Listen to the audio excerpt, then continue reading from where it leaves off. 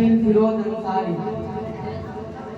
الحمد لله رب العالمين الصلاة والسلام على سيد المرسلين أما بعد فأعوذ بالله من الشيطان الرجيم بسم الله الرحمن الرحيم هل يستوي الذين يعلمون والذين لا يعلمون صدق الله العلي العظيم وصدق رسوله النبي الكريم ونحن على ذلك من الشاهدين والشاكرين والحمد لله رب العالمين.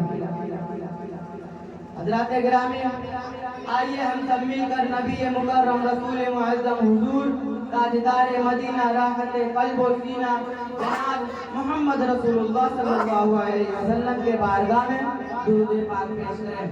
اللهم صل على سيدنا ومولانا محمد وبارک وسلم صلاۃ و سلام علیک یا رسول اللہ علیہ وسلم. کہ محمد سے وفا تو نے تو ہم تیرے ہیں، کہ محمد سے وفا تو نے تو ہم تیرے ہیں، یہ جہاں چیز ہے کیا لوح و قلم تیرے ہیں. محمد کی محبت دین حق کی شرط اول ہے، محمد کی محبت دین حق کی شرط اول ہے، اسی میں ہو اگر خامی تو سب کچھ نامکمل ہے. حضرات گرامی، سب سے پہلے میں آپ سب لوگوں کو شب برات کی مبارکبادیاں پیش کرتا ہوں اور آپ سب لوگوں سے خاص طور پہ اپنی ماں اور بہنوں سے گزارش کرتا ہوں کہ چند منٹ خاموش ہو کر میری باتوں کو سنیں اور اس پر عمل کرنے کی توفیق عطا فرمائیں. حضرات گرامی، ابھی میں نے آپ لوگوں کے سامنے جس آیت کریمہ کے پیش کرنے کا شرف حاصل کیا ہے، اللہ رب العزت قرآن مقدس میں ارشاد فرماتا ہے هل يستوي الذين يعلمون والذين لا يعلمون. اس آیت کریمہ کا مطلب یہ ہے کہ ایک پڑھا لکھا آدمی اور ایک ان پڑھ دونوں برابر نہیں ہو سکتے. حضرات گرامی، حدیث پاک میں ہے کہ اللہ کے رسول صلی اللہ علیہ وسلم ارشاد فرماتے ہیں طلب العلم فریضۃ علی کل مسلم و مسلمہ، یعنی علم حاصل کرنا ہر مسلمان مرد و عورت پر ضروری ہے.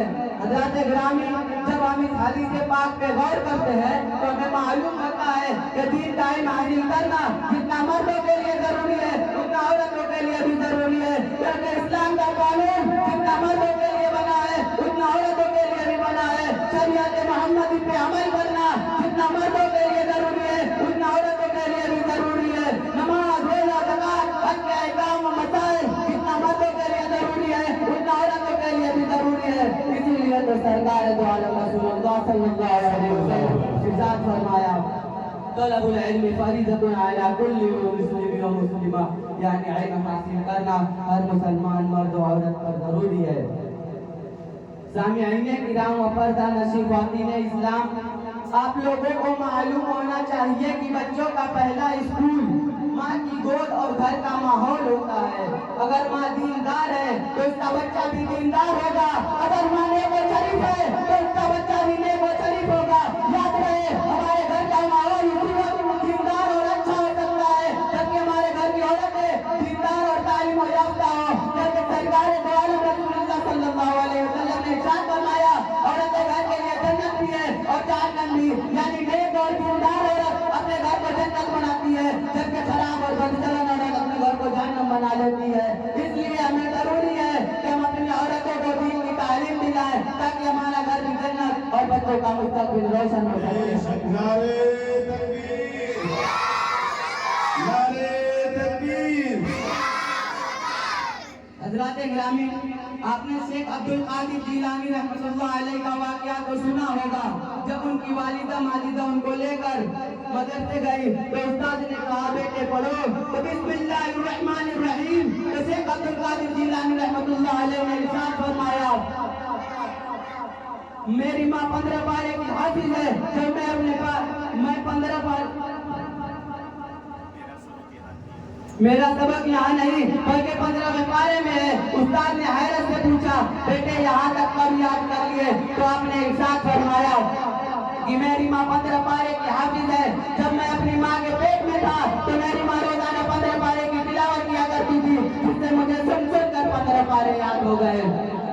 پردہ نشین خواتین اسلام، دیکھا آپ نے ماں قرآن پاک کی تلاوت کرتی ہے تو بیٹا غوث پاک بن کر پیدا ہوتا ہے. اور اگر آج ہم بھی دین پر عمل کریں غوث پاک نہیں بلکہ غوث پاک کا غلام ضرور بن سکتا ہے۔ اللہ رب العزت کی بارگاہ میں دعا ہے کہ مولا تعالی ہم تمام اسلامی بھائیوں اور بہنوں کو دین کی سمجھ عطا فرمائے، دین سیکھنے اور اس پر عمل کرنے کی توفیق عطا فرمائے، آمین یا رب العالمین۔ وما علینا الا البلاغ المبین۔ السلام علیکم ورحمۃ اللہ وبرکاتہ۔